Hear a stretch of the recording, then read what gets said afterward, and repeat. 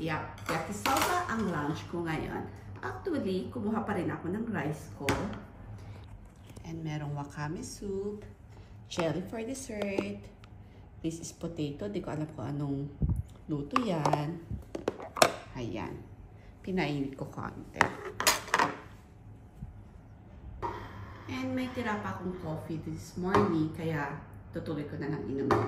Actually, dati naman, nagbabawon ako. Kung ano yung matira namin sa gabi, yun ang binakain kong lunch ko dito sa work. Pero dahil lumalaki na yung mga bata, hindi na sila gaano kumakain sa gabi or nagiging picky na sila, syempre naging health conscious, ganyan. Kaya madala na kayo magluto sa gabi. And sa umaga naman, halos wala ng time. Kaya naisipan ko na lang, dito na lang ako sa work, order ng aking lunch.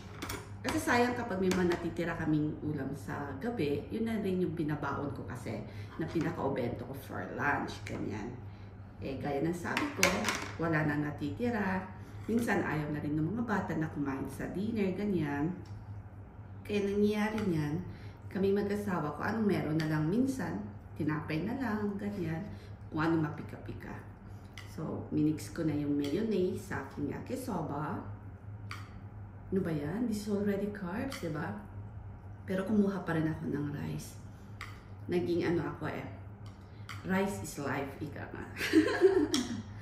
So, let's taste it. Yan. Hindi mo siya gano'ng kainitan, pero parang nakasanayan ko ng hipan.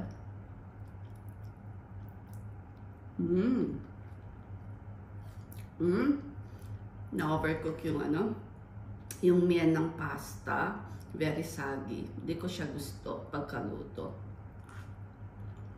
Pero no choice, buti na lang. Merong rice. Dito na ako sa rice. Okay na yun. Or,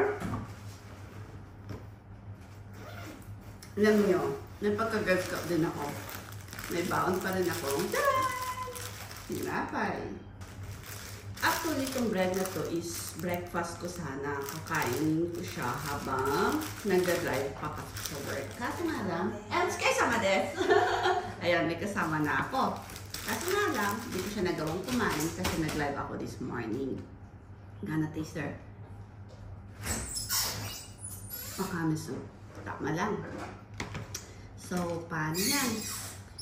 Kailangan ko ng intong aking vlog kasi parating na rin yung iba. And hindi naman sana yung mga co-workers ko na may nagbablog dito sa work habang kumakain.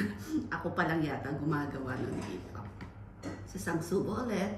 Kahit na very sagi na yung miyan natin.